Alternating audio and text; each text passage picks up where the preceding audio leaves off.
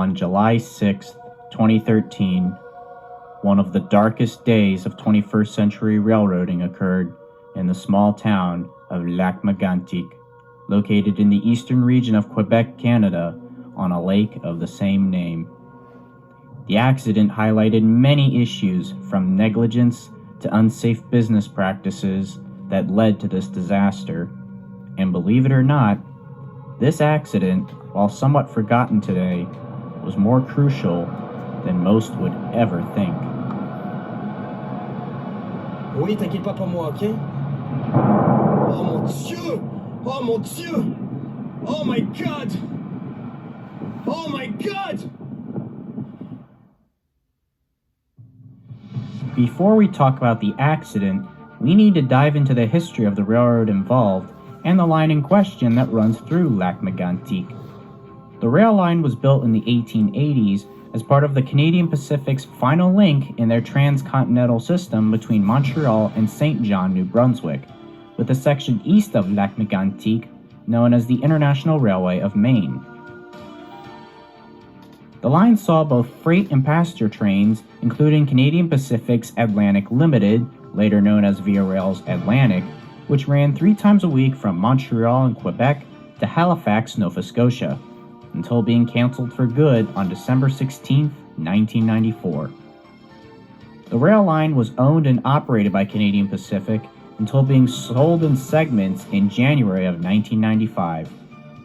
The eastern half of the line between Brownville Junction and Saint John was sold to J.D. Ivering, which established 2 subsidiaries, the Eastern Maine Railway and the New Brunswick Southern Railway. The western half of the line between Brownville Junction toward Montreal was sold to Iron Road Railways, or IRR, a U.S.-based company which established a subsidiary called the Canadian American Railroad. IRR filed for bankruptcy for its subsidiary in the fall of 2002.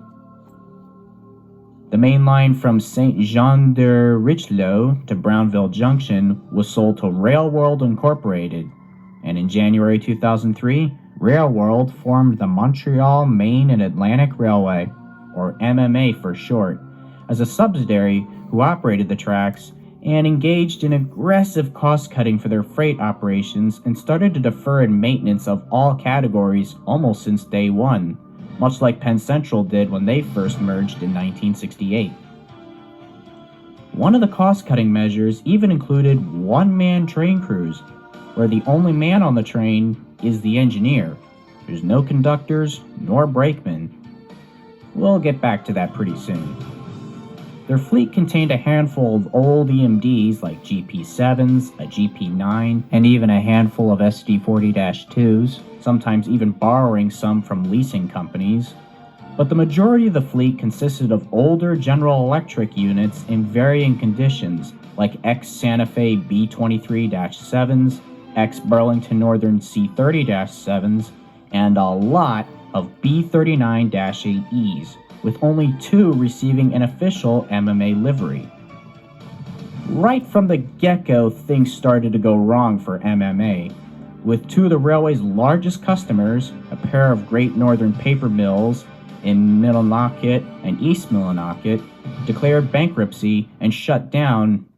Despite layoffs and cost-cutting, accidents were a common occurrence and businesses were shutting down or turning toward trucking for their shipping needs. But a sign of hope came in 2012. The company's fortunes began to change for the better when MMA embraced oil-by-rail contracts as a path to profitability. Transporting oil allowed them to rehire laid-off workers and even purchase more locomotives, in the form of 3 ex-Conrail C39-8s from the Pennsylvania Northeastern based out of Lansdale, Pennsylvania. The oil being transported over MMA was destined for Saint John, New Brunswick's Ivering Oil Refinery. By early 2013, environmental groups and Maine state officials did express concerns about the increasing amount of crude oil on both the MMA and its rival Pan Am railways in the wake of a string of minor derailments on both railroads. However, in a March 2013 Associated Press interview, MMA's chief executive, Robert Grinrod, dismissed these concerns, stating, "The statistics tell you how much has been transported, but to the best of my knowledge, there hasn't been any spilled or released." Little did Robert know that he spoke a little too soon.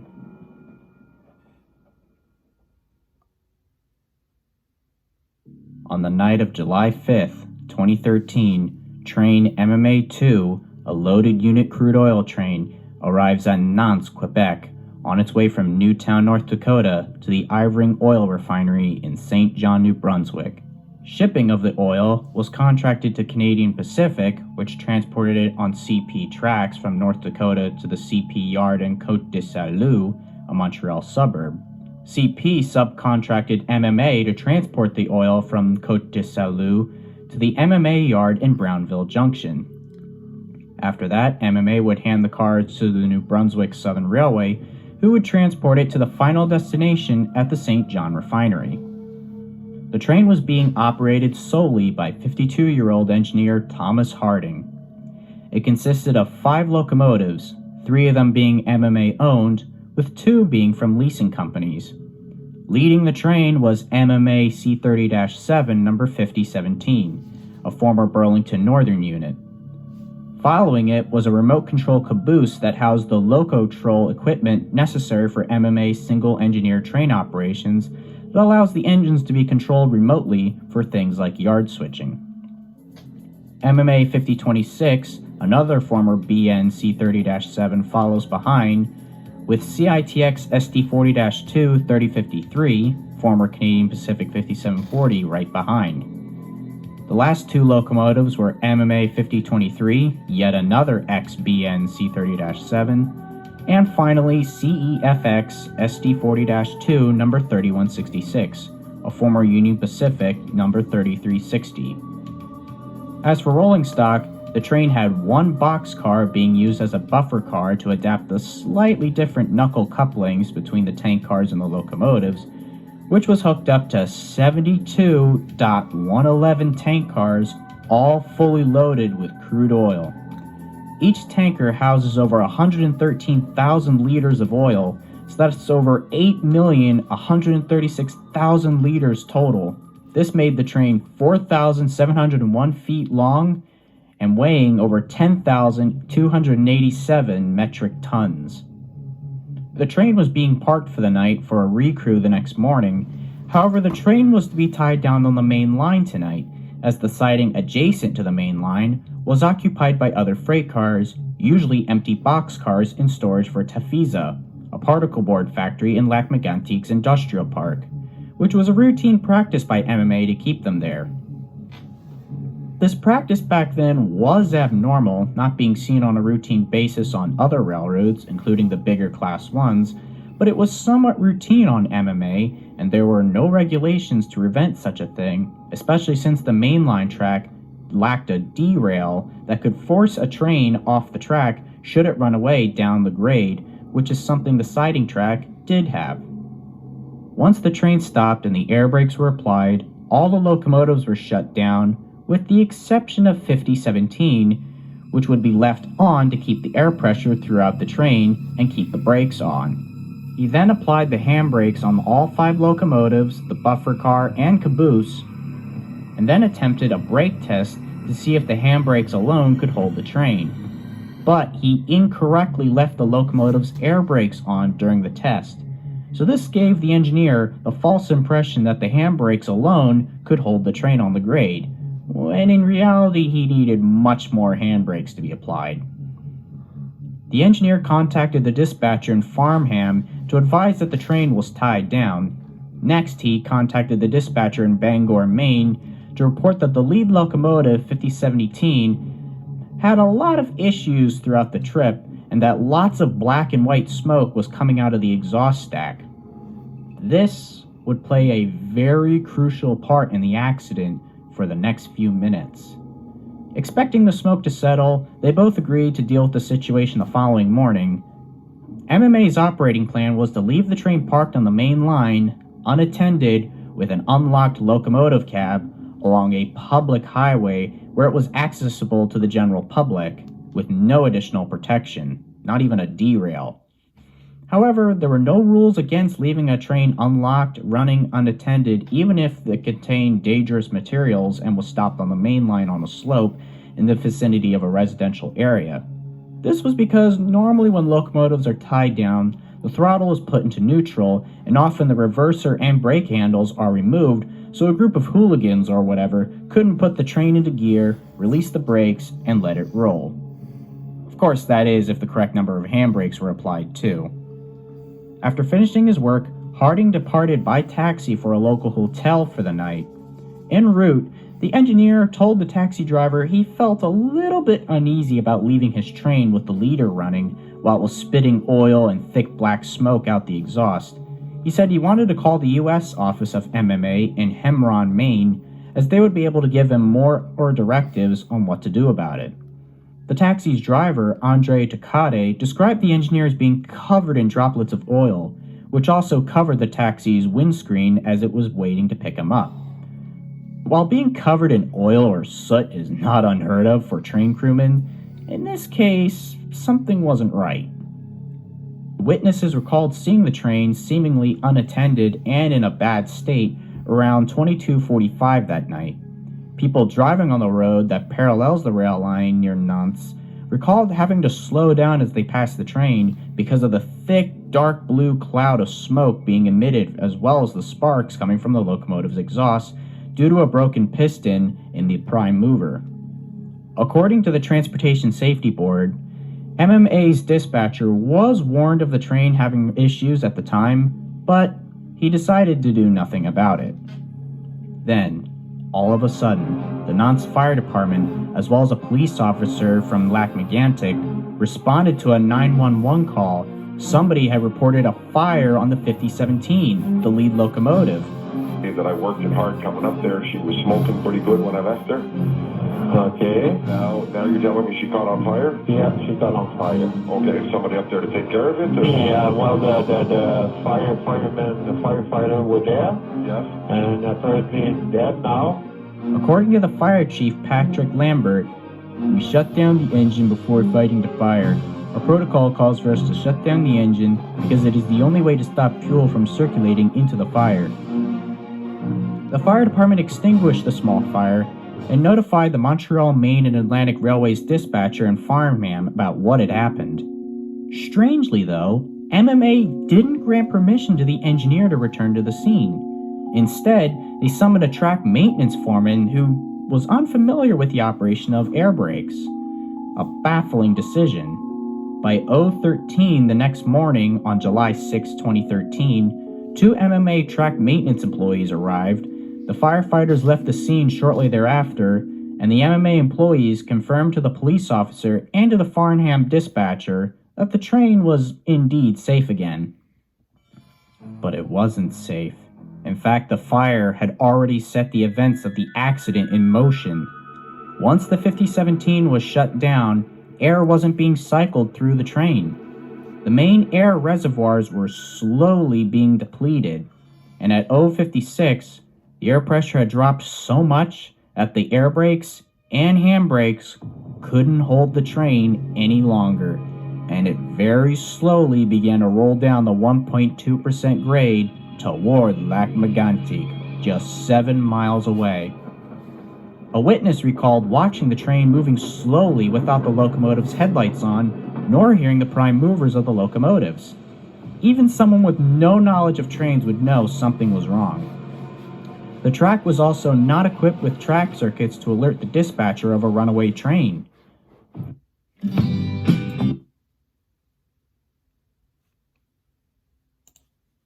What was going on? Firefighter Jean-Luc Montamy was heading home after helping put out the fire on the 5017. He was stopped at the Quebec Route 161 crossing, located just southeast of where the train began to roll. He stated that the crossing had activated and was warning of an oncoming train, but after waiting for some time, he heard no horn nor saw any trains coming. Thinking it was a malfunction, he proceeded over the crossing, a very reckless move.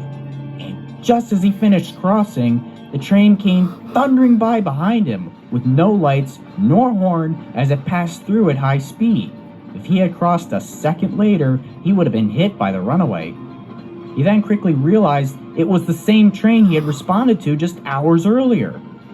Not wasting any time, he quickly drove down to Nantes to raise the alarm of the emergency that was unfolding.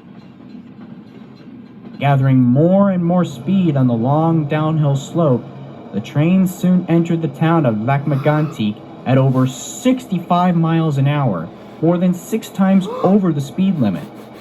Witnesses recalled watching the train passing through downtown at a crossing at high speed with no lights, an infernal noise, and sparks being emitted from the wheels. This was the handbrakes grinding away as the weight of the tank cars and downhill grade overwhelmed them. It was also stated by witnesses that since the train was going so fast, the crossing's lights or bells didn't even activate for it. The rail line in this area is also on a curve and has a speed limit of only 10 miles an hour, as it is located at the west end of the Megantic rail yard, where trains must proceed at slow speed. What happened next was inevitable.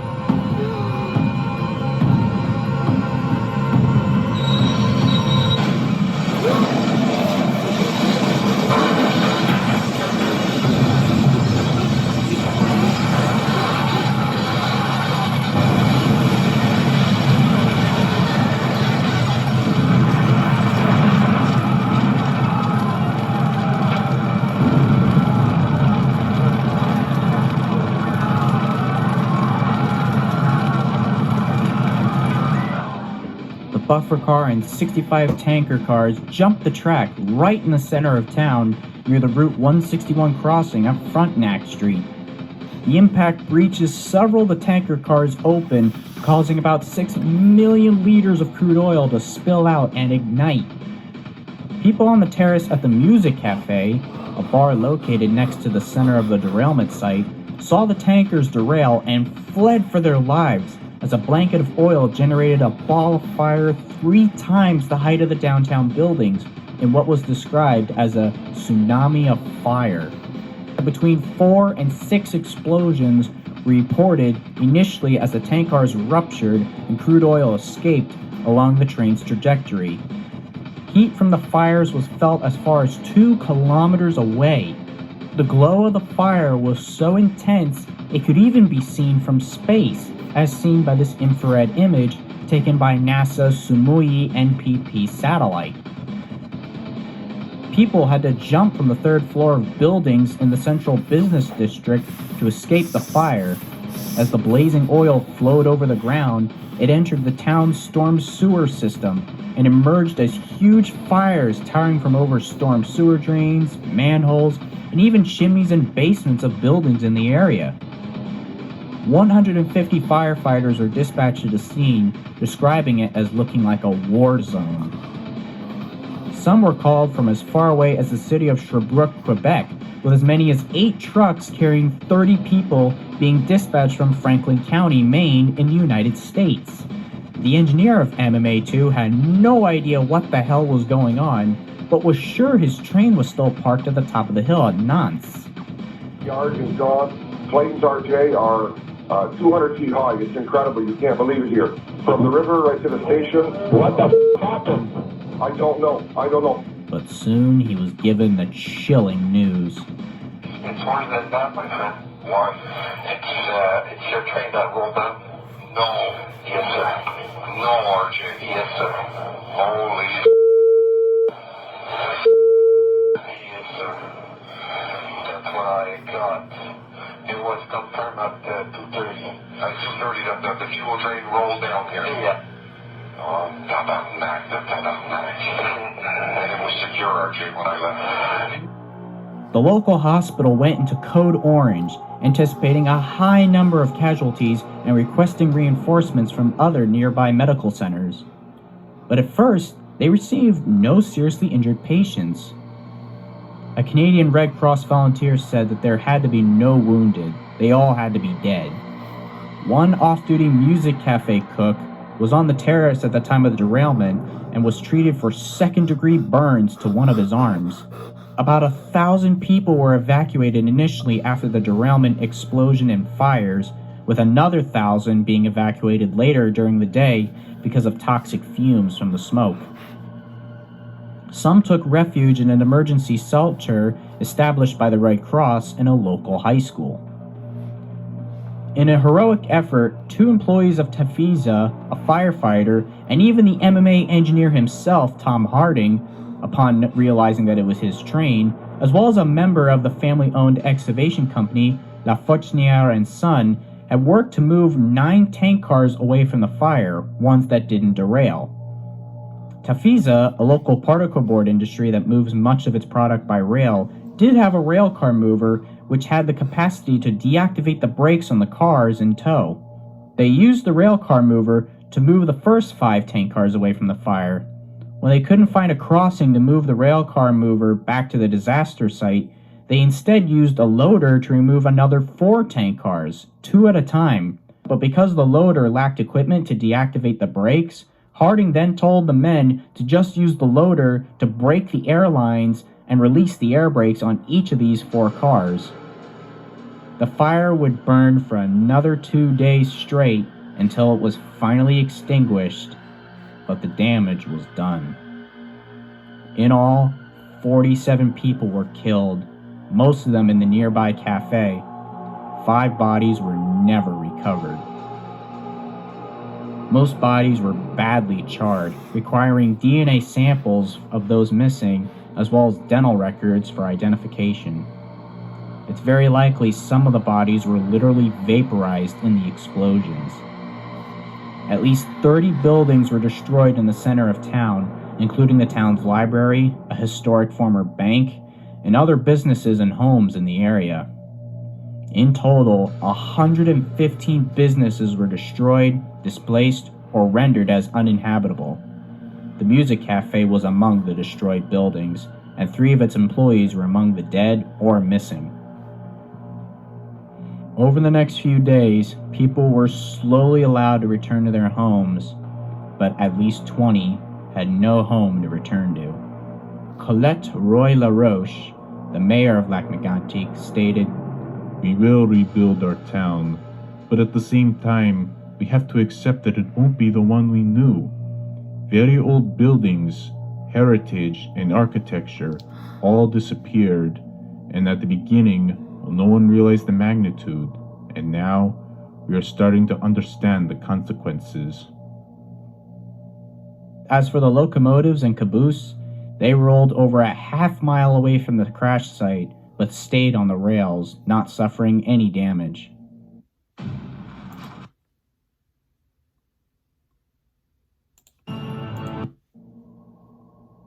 Canada's Transportation Safety Board, or TSB for short, launched an investigation into the cause of the accident and found multiple shocking findings. MMA first claimed that the lead locomotive, 5017, was tampered with after Harding had left, since the locomotive was shut down, thereby disabling the compressor powering the air brakes, which allowed the train to roll downhill into Lac-Megantic. This was quite obviously false, as it was only shut down by firefighters after an oil fire started on the 5017. But why didn't the handbrakes hold the train? The simple truth was, not enough were applied. Only 7 handbrakes were set. A minimum of 9 was required, and experts say 15 should have been applied in order to hold the train on a grade, even if the locomotive was shut down for whatever reason. As for the air brakes on the train, they are supplied with an air compressor on each locomotive. When a locomotive is shut off, preferably the leader, the compressor can no longer supply air to the brake system. Brake pipes are all connected to each car and the locomotives. When air leaks naturally from the various components, the pressure will obviously drop. If the system is not recirculated with air, the locomotive's air brakes become basically useless. This was something that the track foreman that was set to supervise the train after the fire didn't know about. Had the engineer been allowed to return back to the scene, he very likely could have just fired up one of the other locomotives to keep the air pressure throughout the train. Why he chose 5017 of all locomotives to keep on that night, no one knows, but it's very likely because it was the leader of the consist anyway. However, when the air brake control valves sense a drop in pressure in the brake pipe, usually below 20%, They are designed to slam on in an emergency application for each car. However, in this case, if the rate of leakage was very slow and steady, the automatic brakes won't be applied, as such an event normally happens with stronger leaks, the separation of an air hose, or in the case of a coupling failure from broken couplings or even a derailment. However, it is normal for an engineer parking a train that once the train is stopped, he would apply the brakes on the cars in the train by releasing air from the train line, and then allowing the air in the car's reservoirs to apply the car's brakes. Therefore, if the air was isolated, it wouldn't matter if the brakes applied themselves or not, as they'd already be in the applied position. The train did have locomotives that could automatically restart the air brake system in the event of a brake failure, provided that these locomotives were not shut down, of course. Also, the TSB found that the reset safety control on the lead locomotive was not wired to set the train's brakes on in the event of an engine failure, rendering it pretty much useless. The train could have had a stabilization test performed, but we're going to get to that very soon. As for the locomotives involved, remember how the engineers said the 5017 was having issues? Well, its problems began more than 8 months before the accident. In October of 2012, 5017 was sent to the MMA's repair shops following an engine failure. Because of the time and cost for a standard repair, the fact that finding parts for older General Electric models is rather difficult, not to mention costly, and the pressure to return to the locomotive to service as soon as possible, the engine, instead of receiving a professional repair or being sent to someone that could fix it, they instead performed a very temporary, improper repair by using an epoxy-like material that lacked the required strength and durability of the conditions the locomotive ran in. Unsurprisingly, this quickly failed while in service, leading to issues such as engine surges and excessive black and white smoke out the exhaust. Eventually, the oil pump failed, and oil began to accumulate in the body of the turbocharger, where it overheated, broke a piston, and eventually caught fire on the night of the derailment. While turbocharger issues are not uncommon on General Electric models, such as the C30-7, this kind of mechanical fault was just caused by pure ignorance, instead of the locomotive just aging on its own. To make matters worse, the TSB examined the operations on MMA, and they were horrified at how unsafe their daily routines were, and this could be traced all the way to their very beginning. The Great Recession of 2008 really took its toll on the pulp and paper industry, as well as the lumber industry, which originally represented 60% of the railway's daily traffic. MMA was forced to lay off 275 employees and cut salaries by over 40%. They also had to sell off certain routes. In the spring of 2010, they made the most baffling decision to cut train crews from 2 crew members, which were an engineer and conductor, to 1, just the engineer. They also installed remote control systems, such as the one in the caboose at the time, and once again cut the total workforce to 175 people, down from twice that number in 2006. These steps were estimated to save $4.5 million annually in wages and was really the only reason they laid people off, but one-man crews are both dangerous and not really suitable for railroading. Going back to the air brake system one more time, had the train consisted of a 2-man crew, they would have been able to perform a stabilization test by releasing all the air brakes and ensuring just the handbrakes could hold the train, with the conductor being the engineer's extra set of eyes outside. Since there was only a 1-man train crew, this test was not possible. There are hundreds of other reasons why single-man train crews are a danger, such as making it easier for vandals to sabotage and commandeer the train and make it a runaway, the ability to perform roll-bys to detect issues, the chance the engineer can get distracted, and many, many more. There's a link down below to an article if you're interested. MMA also had a very high rate of accidents, mainly due to bad track, and frequent cost-cutting measures meant proper track maintenance couldn't take place, much like Penn Central's operations in the early 1970s. According to data from the Federal Railroad Administration, In the previous years, the railroad had over 36.1 accidents per million miles traveled, in comparison to the national average of 14.6 accidents. And these could be either minor accidents, such as involving one car or locomotive, to bigger pileups, and this accident was certainly the worst of them all.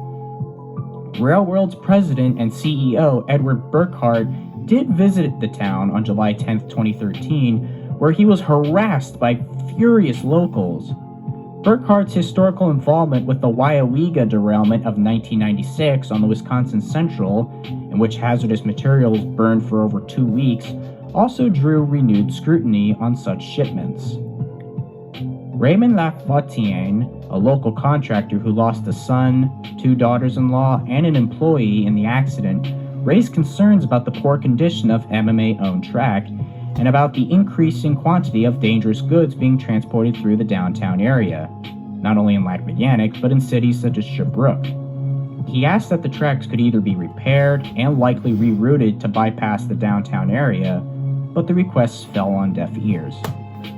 The Lac-Megantic mayor, Colette Roy-LaRoche, sought assistance from federal and provincial governments to move the trains away from downtown. A proposal was made all the way back in the 1970s by Canadian Pacific to reroute the line to bypass downtown Lac-Megantic, but this was never implemented because of cost. Now you would think a Class II railroad like MMA with a high accident rate will be kept under a watchful eye by the Safety Bureau Transport Canada, right? Well, despite being labeled with an elevated risk that required frequent inspections of operations, they failed to address the safety concerns. And when they did, MMA would follow up on them, but the old habits would tend to resurface quite often, and Transport Canada often failed to follow up to ensure the recurring issues were analyzed and fixed, nor did the office pick up on MMA's safety plan until 2010. Finally, the attention shifted to the DOT 111 tank cars. During a number of accident investigations over the years, the National Transportation Safety Board from the United States, or NTSB for short, had noted that the DOT 111 tank cars had a high incident rate of breaching open during accidents. Previous investigation had identified the poor performance of DOT 111 tank cars in collisions and derailments, including a May 1991 safety study, as well as investigations of other accidents. On June 30th, 1992, a Burlington Northern train derailed in Superior, Wisconsin, releasing liquefied petroleum gas and chemicals like benzene. In February 9th, 2003, a Canadian National train carrying chemicals like hydrochloric acid derailed in Tamora, Illinois, containing DOT 111 tank cars. 3 years later on October 20th, 2006, a Norfolk Southern ethanol unit train derailed in New Brighton, Pennsylvania. And finally, on February 6, 2011, another Norfolk Southern ethanol train derailed in Arcadia, in Ohio. In all these cases, the DOT 111 tanker cars, with some of them dating back to as far as 1967, broke open in the crashes and either released chemicals or started fires. As a result of them and this accident, it was clear a sturdier tank car type was going to be necessary. But here's the thing, unlike a lot of flammable liquids, crude oil generally can't readily ignite by itself, so many theories came up as to what ignited the oil. These theories included that the oil could have contained additives to speed up the transfer in and out of the tank. This is common when shipping via pipelines, but very rare in shipping by rail. Other theories included the contamination from previous shipments, or that a local propane tank exploded when being struck by one of the tank cars. Higher than average temperatures in the Quebec regions was also a contributing factor, but the most plausible thought is a spark from the ensuing derailment hitting one of the tanker cars caused the fire. As while crude oil has a very thick, viscous appearance, it contains plenty of short-chained hydrocarbons that are distilled out at the refinery. The headspace in these cars ultimately fills up with these flammable vapors just like a tank of gasoline. And so these vapors are ready to ignite with a combustion source, and the resulting heat from the fire can increase how volatile the oil can be, releasing more and more vapors to feed the fire. As the fire builds up, temperature increases, reaching the flash points of longer hydrocarbon chains, and eventually all of it gets hot enough to burn. This also tends to cook off some of the intact tanker cars that didn't breach open, causing them to suffer blevies, or boiling liquid expanding vapor explosions, which is where a flammable liquid inside a pressurized tank reaches a temperature beyond its boiling point, and most blevies tend to be violent in nature, as seen in accidents like Wyomega and Murdoch, Illinois.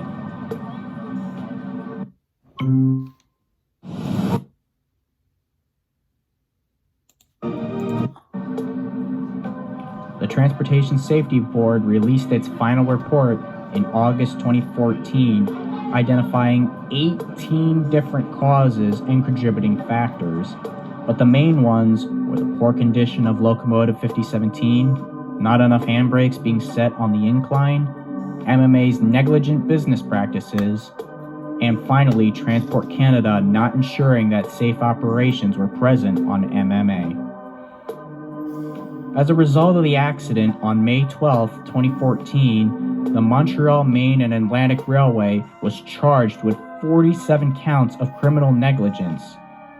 Also, engineer Thomas Harding, manager of train operations Jean de Matière, and dispatcher Richard Labriere were all arrested and charged with 47 counts of criminal negligence causing death. All three would be acquitted on January 19, 2018, to the shock of many, while some locals will agree that it wasn't 100% their fault. They weren't killers. They didn't maliciously make the train run away. However, that doesn't mean they were fully cleared from any responsibility for the accident. MMA very quickly made changes to their operations, such as bringing back two-man crews and increasing enforcement of safety guidelines.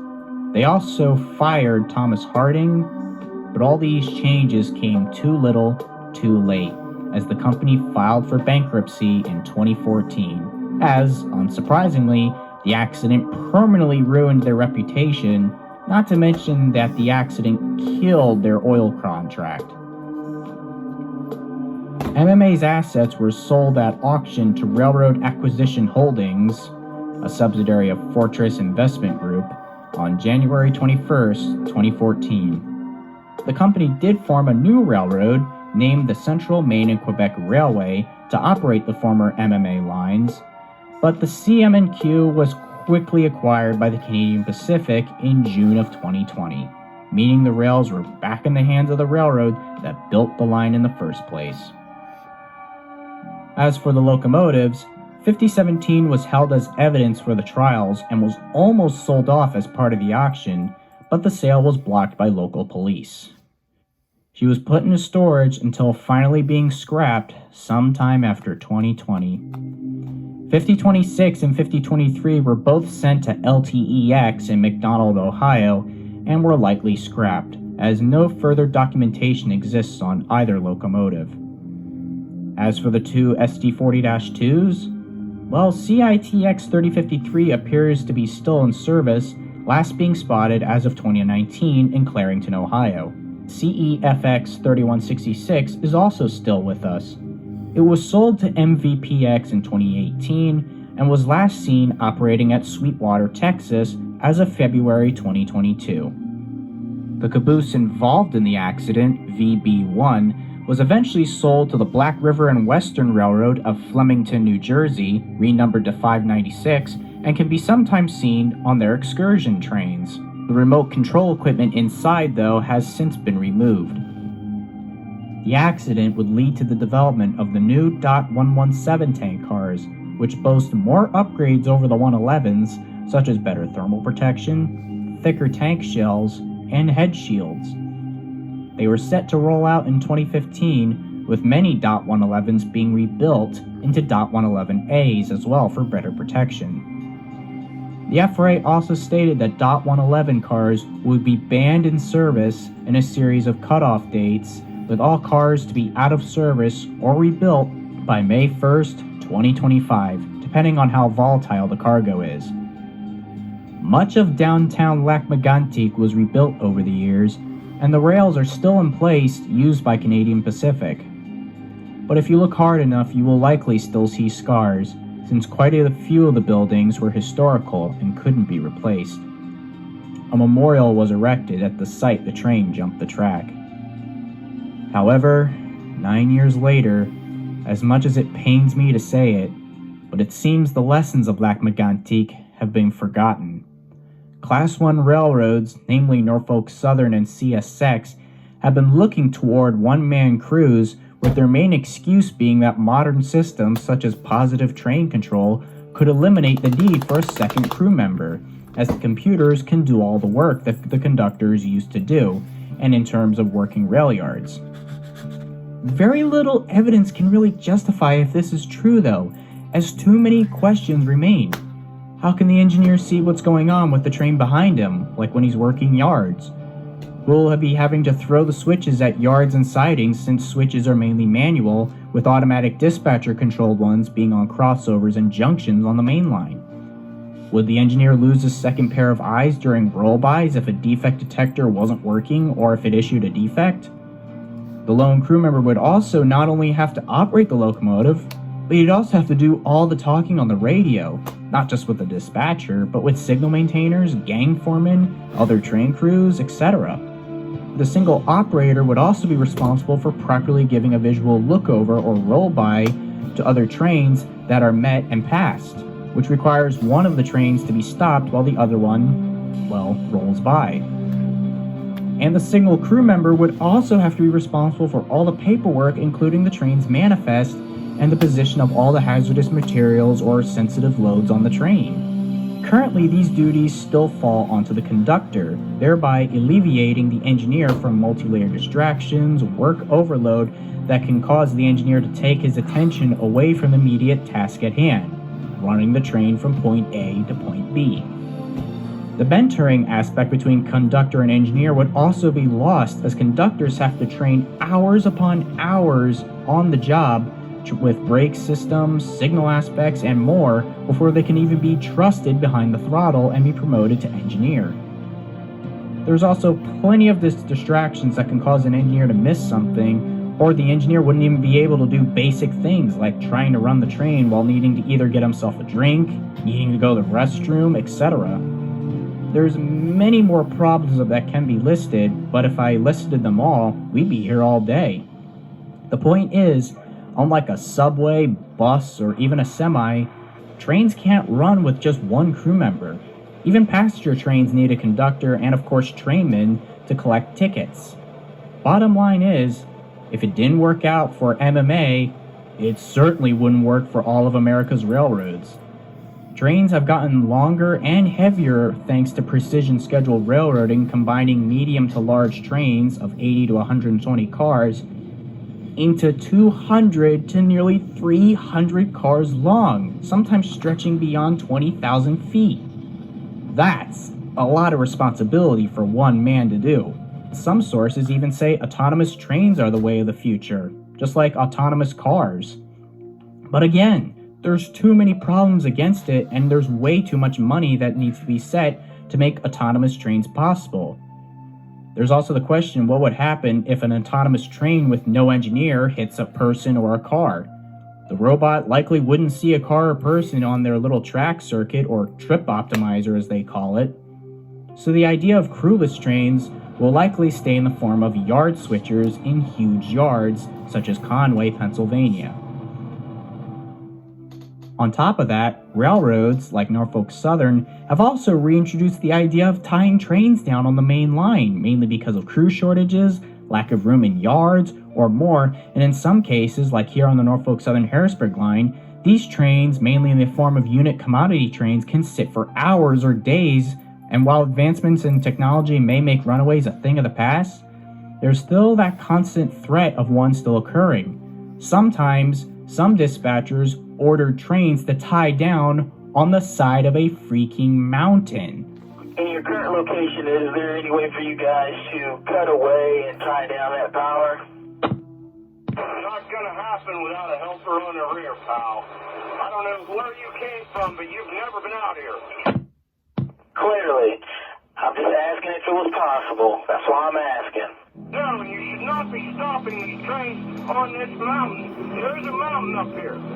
BNSF, though, while not embracing signalman crews just yet, have still implemented an outrageous attendance procedure that treats the employees like robots, where you must be available for 28 days straight, and if you have to take off work for any reason, such as being sick, family emergency, wedding, whatever, you'd earn points against you, and if you earn enough points, it could lead to a suspension without pay, and with enough suspensions, you'd lose your job.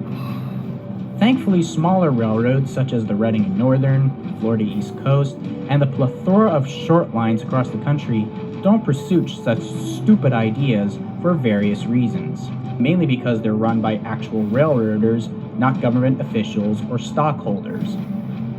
But it still leaves one to wonder, could a disaster like Lac-Megantic be on the horizon once more?